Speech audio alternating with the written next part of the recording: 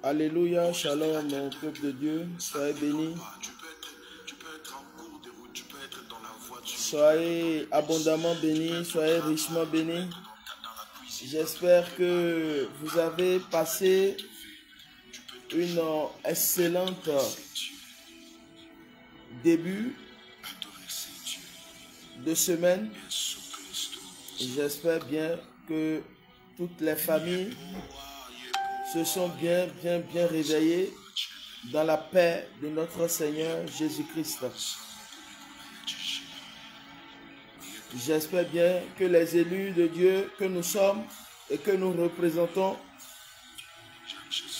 nous nous sommes bien réveillés ce matin, ce jour, afin d'entamer la semaine. Alors, je vais rapidement vous partager cette parole, la parole de Dieu qui est pour nous une nourriture spirituelle de la même. Et c'est elle qui nourrit notre foi. La parole de Dieu ne change pas. La parole de Dieu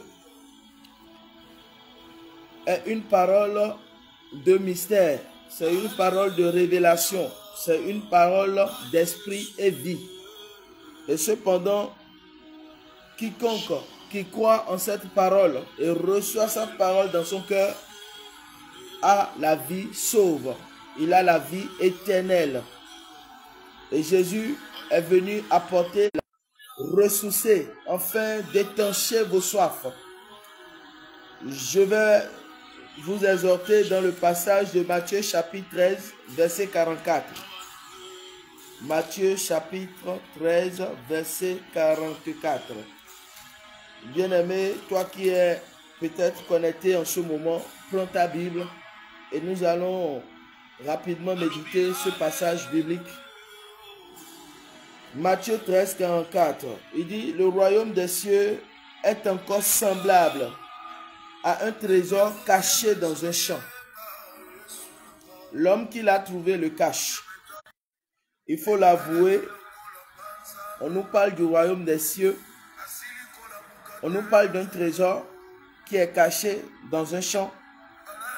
Et il va falloir d'abord que nous comprenions ce que représente ce trésor qui est caché et ce que représente le champ. Parce qu'à la fin, on nous dit qu'il faut vendre tout ce que l'on a afin d'acheter ce champ. Élus de Dieu, bien que nous sommes dans le temps d'Apocalypse et que nous vivons les temps d'Apocalypse, cela devait nous amener à voir la révélation de la parole. Ce matin, j'aimerais exhorter un frère, une sœur. Ce passage, nous le méditons tous les jours, nous le lisons tous les jours. Mais chacun doit pouvoir arriver à la véritable connaissance de cette parole, non seulement qui est une parole révélée. Ce qui veut dire que souvent, Dieu parle, mais il utilise un langage purement codé. Le langage de Dieu est codé. Et quand vous n'aviez pas encore la révélation, ce langage n'est pas encore décodé. Parce qu'il faut que ce que vous ne connaissez pas, vous puissiez avoir sa révélation. C'est pourquoi on nous dit dans Jean 8, 32, vous connaîtrez la vérité et la vérité vous affranchira. La vérité, c'est quoi? La vérité, c'est la parole de Dieu. Devant vraiment un combat entre... Oui, le son, vous n'entendez pas, c'est ça? Est-ce que c'est bon maintenant le son? Donc, je disais que c'était un combat entre le monde des ténèbres et le royaume de Dieu. C'était vraiment un combat. Et c'est pourquoi, pour que nous puissions réellement avoir la connaissance de certaines choses, le Seigneur passe par les paraboles afin de nous révéler, de nous donner les secrets du royaume. Donc, je disais tantôt que c'est un combat entre la lumière et les ténèbres. Jésus est la lumière, Jésus est la parole de vie.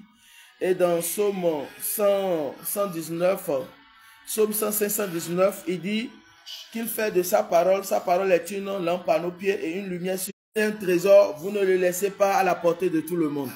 Le trésor, vous le gardez dans un lieu secret. Vous le tenez dans une bonne sécurité. Dans le trésor, ce qui est trésor pour nous. Dieu a un standard. Les hommes aussi ont leur standard. Le standard de Dieu et le standard des hommes. Il faut savoir qu'il y a une différence. Bien aimé, quand Dieu nous parle de trésor caché, ça veut dire que ce qui est caché, il faut creuser, il faut fouiller pour aller chercher. Lorsque j'ai la parole et que je n'ai pas la révélation de cette parole-là, je prétends comprendre, je prétends connaître, mais je ne connais pas. Il y a un temps, je connais partiellement, mais tout sera révélé. Donc, cette Bible, cette parole contient l'histoire du peuple élu de Dieu. Nous ne sommes pas élus de Dieu sans la parole. C'est la parole. La Bible dit dans Jean chapitre 1, verset 1 à 4, qu'au commencement était la parole. Et que la parole était avec Dieu et la parole était Dieu. Toute l'œuvre que nous voulons bâtir au nom du Seigneur, dit que la parole est une semence. Vous voyez. Donc, ce trésor qui est caché, il faut aller creuser, il faut aller chercher. Lorsque j'ai la parole et que je n'ai pas la révélation, je demeure limité. Lorsque je pousse ma curiosité, je demande au Saint-Esprit de me révéler, de me faire comprendre cette écriture. Je cherche à comprendre, je médite. C'est pourquoi il dit dans Josué chapitre 1, verset 8, il dit, médite là cette parole jour et nuit, garde-la, écris-la dans la parabole des vierges. Alléluia. Mais il y a ceux qui sont aussi les rebelles. Non seulement ils ont la parole, mais ils n'ont pas cherché à avoir la révélation. Lorsqu'on nous parle des 10 vierges et on nous met qu'il y a 5 vierges sages, 5 vierges folles, la différence est que il y a une catégorie de vierges qui ont marché dans la volonté de Dieu en ayant la parole, mais en ayant aussi la révélation de cela. Et c'est Dieu qui révèle sa pensée aux gens. Ce n'est pas un homme qui révèle la pensée de Dieu, mais c'est Dieu lui-même qui vous révèle sa pensée. Et Dieu ne nous a pas choisis en vain. Il nous a choisis parce que depuis le ventre de nos mères, depuis les entrailles de nos mères, il y avait déjà cette marque, il y avait déjà ce sceau qui est sur nous. Et nous ne venons que voir les choses s'accomplir autour de nous parce que tout, n'importe qui vient jouer avec ce trésor. C'est pourquoi l'un des disciples va demander au Seigneur Jésus, mais pourquoi le parles-tu en parabole? Et Jésus va dire, c'est parce que le royaume des cieux, il y a des secrets et qu'on ne peut pas livrer. On ne peut pas livrer à l'ennemi. Parce que quand l'ennemi connaîtra et comprendra ces choses-là, il peut l'utiliser en mal. Il peut le fouler aux pieds. Vous voyez, les choses saintes, on ne peut pas les confier aux chiens. Vous voyez, il y a les chiens, il y a les brebis. Il y a les boucs, il y a les brebis. Donc, nous devons savoir d'abord à quel type écouter et de ne pas réaliser. J'écoute, mais je réalise la parole.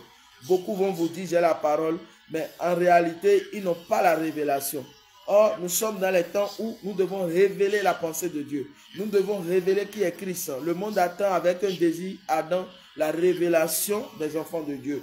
Comment notre Dieu que nous avons connu là, comment il est, comment il transforme la vie des gens. Qui est Dieu? Les gens veulent connaître qui est Dieu, qui est Jésus. La nourriture solide. Il y a un temps, on prend du lait, mais il y a un temps aussi, on grandit dans la foi et on commence par manger la nourriture solide.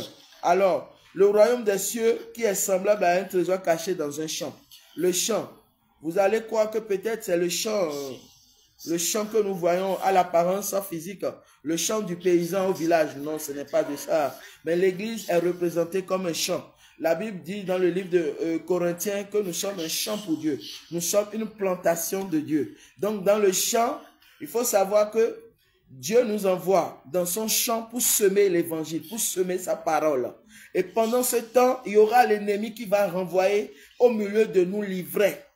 L'ivresse, ça peut être les fausses doctrines, ça peut être les faux enseignements, ça peut être que Dieu, il n'a que le même langage qu'il a depuis les temps anciens, depuis le temps des Abraham, depuis le temps d'Adam dans le jardin d'Éden, jusqu'à aujourd'hui, c'est la parole. Dieu n'a pas grand chose, c'est la parole qu'il a. Et c'est dans sa parole, il y a tout.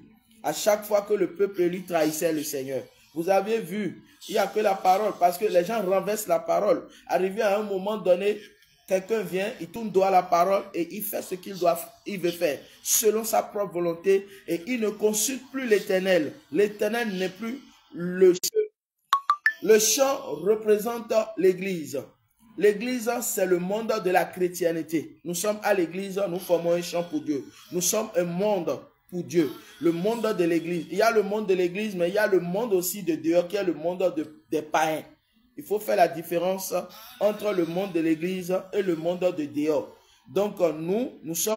Il faut un temps pour que la prophétie ne soit accomplie. Et quand la prophétie doit s'accomplir, il faut savoir que c'est le jour où la prophétie s'accomplit, c'est le jour là que nous voyons la réalité, nous voyons la vérité de ce que nous lisons. Nous pouvons lire la parole de Dieu sans comprendre en profondeur ce que Dieu veut dire, c'est un temps. Mais quand la prophétie va venir à l'accomplissement, nous n'allons plus la lire seulement de façon partielle. Nous devons la lire et comprendre de façon parfaite.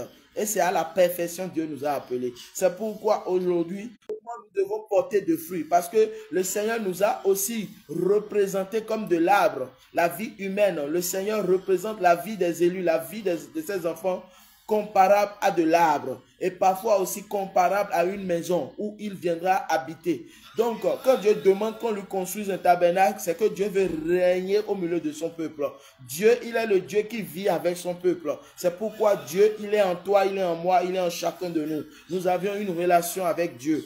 Et quand cette relation existe, nous sommes comme scellés. Nous sommes dans un mariage, nous sommes dans une alliance avec Dieu. C'est pour vraiment être à une bonne source. Il faut vraiment creuser, creuser, creuser. Lorsque la prophétie doit s'accomplir, il faut creuser.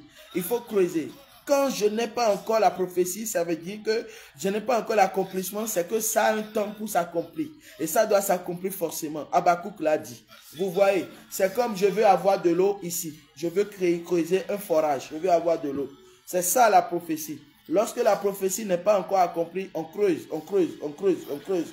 Jusqu'à ce qu'on obtienne de l'eau. Celui qui a la parole de Dieu a la doctrine de Dieu. Aujourd'hui, nous avons plusieurs doctrines dans nos assemblées. Il y a tellement de doctrines qui nous mélangent, qui nous divisent dans le corps du Christ. Ce qui fait qu'aujourd'hui, il y a des guerres doctrinales. Il y a des guerres de dénomination. Vous voyez, mais normalement, Christ n'a pas créé sa parole. Christ n'a pas bâti son église pour qu'on soit désunis, divisés. Mais Christ a créé, a construit l'église, a bâti l'église pour que l'église soit un, pour qu'on demeure un. Donc, c'est pourquoi nous devons savoir que le diable, pendant la nuit, avec certitude, nous devons parler avec preuve, nous devons parler avec ce que nous connaissons et ce que nous comprenons réellement. Alléluia. Donc, on dit, le chant, c'est l'église, mais le chant aussi, c'est le cœur. C'est pourquoi dans Matthieu 13, nous allons voir qu'on nous a présenté les différents types de cœurs. Il y a le cœur, le champ d'épines, il y a le long du chemin, il y a le cœur pierreux, il y a la bonne terre. Il y a 4 types de cœurs dans la parabole du semeur. Si vous l'aviez lu, vous devez voir qu'on nous a mentionné toutes ces catégories de cœurs. Nous sommes prêchés étant vrai, mais qui n'est pas du tout vrai. Nous devons savoir que nous devons pousser notre curiosité. Nous devons chercher Dieu à connaître davantage ce que nous disent ses Écritures, ce que nous dit sa parole. Alléluia. Donc le chant, c'est le cœur à petite échelle, mais le chant aussi, c'est l'église. L'église, une grande organisation à grande échelle. Alors, on dit, l'homme qui l'a trouvé le cache. Et dans sa joie, il va vendre tout ce qu'il a et achète ce champ. Bien aimé, c'est profond. Nous devons chercher à avoir cette connaissance-là. Aujourd'hui, la connaissance, tout le monde la cherche, n'est-ce pas? Dans le monde, vous allez voir les gens, ils sont prêts à investir pour prendre davantage. N'allez pas rester seulement dans un endroit confiné et vouloir dire que je connais déjà Dieu. Vous ne pouvez pas le connaître comme ça. Parce que vous savez, Dieu se révèle de façon progressive. Je dis bien, Dieu se révèle de façon progressive. Il n'y a pas cet homme de Dieu qui peut vous jurer, qui peut vous dire qu'il connaît Dieu et qu'il le connaît parfaitement. Non, c'est faux. Parce que Dieu se révèle progressivement. Et tant que nous sommes sur cette terre-là, nous allons découvrir beaucoup de choses encore et encore et encore. C'est pourquoi ce que nous voyons aujourd'hui là, ne voyons pas ça comme déjà ce qui est déjà c'est fini, c'est ça, c'est ça. Non. Quelque part que nous ne connaissons pas, mais que l'Esprit de Dieu connaisse. Et qu'eux aussi sont en train de chercher Dieu. Celui qui a la soif de Dieu, il entend toujours la voix de Dieu. Lorsqu'on a la soif de la parole de Dieu, Dieu nous connecte toujours à un bon endroit, vers un bon serviteur, capable de nous donner cette bonne semence. Parce que la parole de Dieu, c'est une semence. Et la bonne semence de Dieu, c'est la bonne parole. Mais le diable, lui, il a la mauvaise semence. Donc, nous devons savoir faire la part des choses. Hein? Il y a la lumière, il y a les ténèbres. Il y a la fausse doctrine, il y a la vraie doctrine. Nous devons savoir que nous sommes pour la vraie. Nous ne sommes pas pour le faux. Parce que le diable, il a pour but de séduire les élus. De séduire beaucoup parmi nous. Matthieu chapitre 24 l'a dit. Il a dit, il cache. Cette parole que toi tu as trouvée et que tu as eu la révélation, tu as eu le secret. Quelqu'un ne se lève pas pour livrer son secret à tout le monde. Est-ce que vous avez entendu ça quelque part? Non, quelqu'un ne se lève pas et il va se dire, bon, gaillardement, je viens devant vous, hein, je vais vous livrer mon secret. Non, mais le secret, c'est ce qui est gardé de façon confidentielle, de façon privée, de façon secrète. Pour me détourner de cette parole, je ne dois pas permettre que quelqu'un vienne pour m'arracher cette semence. Parce que dans la parabole du chemin Matthieu 13, on a dit qu'il y a les oiseaux qui viennent enlever. Les oiseaux sont représentés par quoi? Ce sont les esprits démoniaques, les esprits impurs qui viennent pour arracher la semence. Je suis allé au culte hier, l'homme de Dieu a prêché. Mais quand je sors du culte, j'oublie tout. Je ne me rappelle même pas du thème. Je ne me rappelle même pas du verset. Toutes ces choses-là, ça fait que déjà, l'oiseau a trouvé place pour venir enlever la semence. Donc, en bref, pour terminer, on nous fait sa joie. Celui qui est prisonnier et qui est dans une prison spirituelle, mais qui finit par découvrir une vérité qui le rend libre, il a la liberté. Vous voyez, vous êtes dans des endroits où il y a tellement de doctrines, on vous étouffe avec, on vous dit fais ci, tu vas aller en enfer, on fait ci, tu vas aller en enfer. Toi-même, tu ne sais plus sur quoi bâtir ta foi. Hein? Des fois même, toi-même, tu mets tout dans la tête jusqu'à ce que tu t'isoles. La parole de Dieu, tu le mets en action pour fonctionner, pour que notre foi soit une foi affermie, soit une foi immuable. Sans cette parole-là, nous ne sommes pas pleinement encore en train de faire la volonté de Dieu. Alors, il dit, il va vendre tout ce qu'il a et achète ses champs. Bien-aimé, cela voudrait dire que lorsque toi, tu vas découvrir cette vérité-là, lorsque tu auras cette connaissance-là, accepte de sacrifier. Ne dis pas que non, moi, laisse-le moi de côté. Tu dois t'humilier. Tu ne peux pas acheter la parole de Dieu. Mais cependant, cela voudrait dire que quoi? Lorsque le Seigneur peut te connecter à une source, rends-toi disponible. Humilie-toi. Ne dis pas que je connais. Ne dis pas que non, moi je connaissais. Ne dis pas que tout ce que tu as découvert ou tu as connu jusque-là est vrai. Parce qu'il y a encore autre chose que tu vas découvrir à la longue. Et tu vas comprendre que le Seigneur, il est vaste, il est profond. Et il se révèle à chacun. Donc, sois béni ce matin, toi qui nous as écoutés. Ce n'était qu'un moment où nous avons partagé cette parole, cette nourriture. Et je passe par là pour, partout où vous êtes, que cette parole ne s'éloigne pas de vous. Aimez la méditation, donnez-vous à fond à la parole, parce que c'est dans ça que se trouve votre bénédiction. Ne vous fiez pas à ce que disent seulement les hommes, parce que les hommes peuvent vous interpréter en mal les Écritures. Mais si vous venez à Christ, lui, il est capable de vous révéler sa pensée. Alors, peuple de Dieu, soyez bénis. Ce n'était qu'un moment où nous avons partagé cette parole. Toi qui nous as écoutés ce matin, prends le temps aussi d'écouter, de suivre cette vidéo et de le partager à ton tour à quelqu'un. Cela peut lui faire du bien, qui n'a pas besoin de la parole. Nous tous, on a besoin de la parole. Lorsque la situation de cette vie nous accable, à un moment donné, on perd le contrôle. Hein? Je connaissais des gens qui ont bien commencé la foi, mais à un moment donné, ils ont rétrogradé. Connais-toi à travers la parole. Il n'y a plus rien d'autre que tu dois chercher. C'est comme la parabole des 10 vierges. Ceux qui vont vraiment prendre le temps de se préparer et de laver leurs robes et d'être toujours toujours prêts. Il faut savoir que ce sont ceux qui vivent la parole. Ce sont eux qui s'entretiennent par la parole. Ce sont eux qui méditent. Ce sont eux qui cherchent à connaître encore Dieu. Vous voyez, dans Daniel, on nous dit qu'il faut que la connaissance augmente. Vous voyez, on ne lit pas seulement la Bible et on dit que je connais déjà. Tu ne connais rien. Même Paul, qui est un grand apôtre, qui a déjà déjà au ciel alors que tu n'as même pas la parole. Et par quoi Dieu veut t'enlever? C'est la parole. La parole, c'est ce que Dieu veut en nous. On dit qu'il va envoyer ses anges moissonneurs avec une fossile tranchante. Est-ce que tu sais que la parole de Dieu, c'est une balance et que cela pèse notre foi? Hein? Toi qui dis que tu as la foi pourquoi? Parce que tu as beaucoup de paroles, beaucoup de connaissances. Cherche la connaissance. Dans le monde, vous allez voir des gens, ils investissent tout leur argent, l'idée de ce que Dieu t'a confié. Et effectivement, si tu ne comprends pas certaines choses, dans ton ministère, tu peux faire aussi des dégâts et personne ne pourra t'interpeller pour t'arrêter. C'est pourquoi nous ne devons pas vraiment faire les choses de façon bancale, désordonnée, mais nous devons faire les choses de façon ordonnée parce que le Dieu que nous adorons